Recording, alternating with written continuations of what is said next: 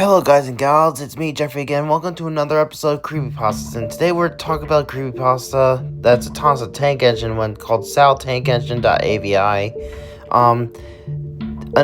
Of course, there actually is footage of it that I did in September 2020, but I feel like people wanted to know what the story was like. So, the story of SaddleTankEngine.Avi is kind of short and sweet, but it's kind of in a way that it's like short and sweet, but enough rambling. I have to read it word for word because if I was reading the summary, it would just be way too short. So I'm just gonna read it word for word. It might be a little bit short, but it should be worth the read. Okay, let me tell you this. If you want a question at the end of this, prepare to be disappointed. There just isn't one. I was a film editor and executive producer to help make Thomas and Friends episodes, as well as help make DVDs for the episodes so they could be sold at stores. It was a good job, and it paid off the bills pretty well. Well, you see, I am a young man that goes by the name of Daniel Rummings, and this happened when I was given a DVD of Percy's Ghostly Trick.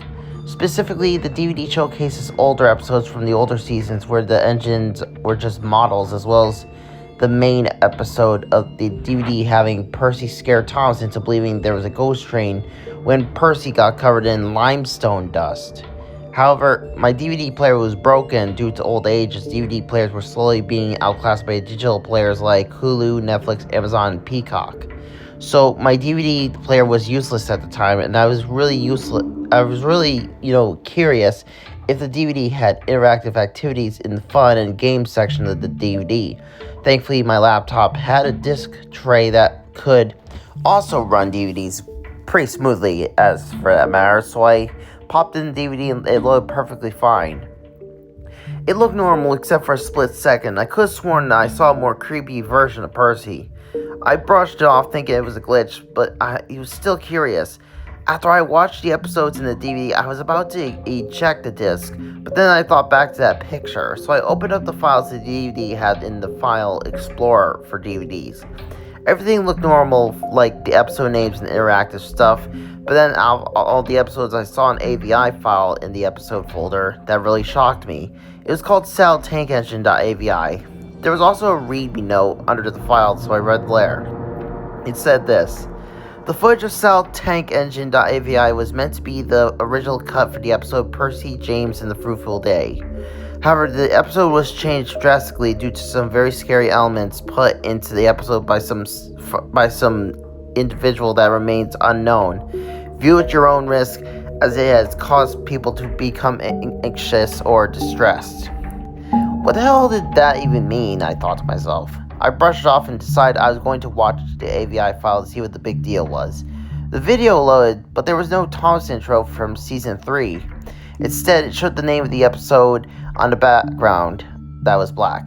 The font was red. It cut to red static for a moment and then the episode played, but at the moment where Percy was going to pick up some fruit trucks that James was originally going to haul, but James broke down. However, while Percy is puffing, the screen cuts to static and then to black, and then text shows up and says things like, "What you had just found was never supposed to be found. Get out." I felt uneasy and the music felt very creepy too. Just in a version of Percy that basically had a more darker and more duller paint job was moving on the red background, and a sad Percy with a normal color tone shows up and said, "You monster." This confused me, and as I don't recall there being two Percys unless there was one that was to represent the Perspex model and the other was the brass model. Just then, the screen cuts to black and a scream is heard, and it sounded like Diesel's scream from the episode Sunny Second Chance, where Diesel is going to fall into a big pit. Just then, the screen came back to the red screen, and the normal color Percy was dead, and blood was coming out of the smoke box. The other Percy, with the dull colors, just smiled as two more entities showed up. I instantly recognized these two entities before as I see them on the internet, which I've heard of them while browsing on YouTube, as they turn out to be Sonic.exe and Jeffrey.exe. Just then, the dull Percy spoke, "Just smile." Then it cut to that image of Percy, which looked like it was edited from Percy, James, and the Fruitful Day, except the image was more creepy as the colors were more distorted and the sky was blood red. This Percy's face looked more sinister than the happy, peppy-go-lucky, yet cheeky version that I remembered seeing. The eyes were more sunken in. There was more distorted screams that sounded like people in distress or pain. Just then, after a little while, the static returned and a new message appeared. Percival has awoken. Percival was supposed to be Percy's full name? I assumed that, but then a screamer image of a more scary version of Percy showed up on the screen with an ear-piercing screech that lasted about 15 to 30 seconds. The color filter was all red, and the face was the scariest part. The eyes were black voids with red rings, and the mouth was this toothy grin that was shared with the Pinkie Pie jump scare from Smile.exe. Then the static came back, and it cut back to Percy pushing the trucks of fruit. However, I heard a garbled noise, and then it cut to the front shot of Percy. It cut to the creepy version with the red sky and one word saying death, as well as screams that were ironically used from the alleged Suicide Mouse.avi video on YouTube. Then a screamer with a toothy grin appeared and made the screamer sound before cutting to black. And then the credits showed up, but with the music was the creepy music box from the creepy Mickey Mouse video explained before. Then a low-pitched voice said, "We'll meet again soon," before a low-pitched sound of Percy's whistle sounded, and then the AVI file ended. I ejected the disc and it put it back in its case.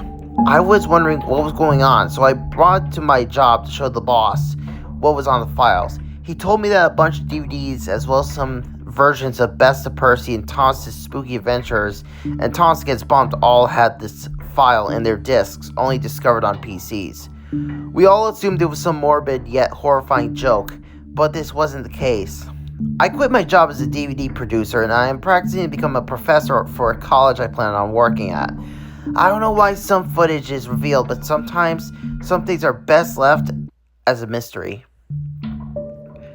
Well, that was short and sweet. Now, with cliches aside, the blood cliche was only used once, and I think that was a really good way to do it, because, using it only once is a good, necessary way to use, the blood aspect in the creepypasta, but since it only used, once with the whole, dead Percy, before the Just Smile effect, and then, of course, but the thing that confuses me is, why is Jeffrey.exe and Sonic.exe in there if they're from two different sources?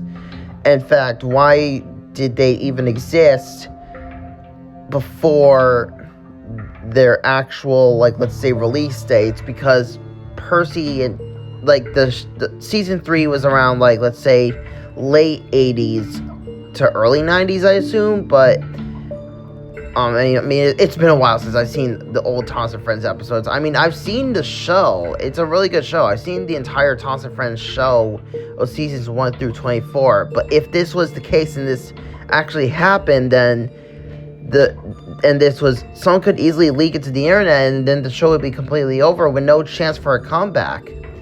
But the thing is that makes this creepypasta more intriguing is that because I made, this story before, writing the story, I decided to make the footage. So, technically the footage does sort of exist out there. Because it was supposedly part of the Luigi Kid Creepypasta Challenge. But, all things aside, this was SaddleTankEngine.Avi. It's the story of the, let's say, audiobook chapters. But, it's a creepypasta. So, what do you like about it? Like, comment, share, subscribe, and I'll see you next time. This is Jeffrey Samberski signing out.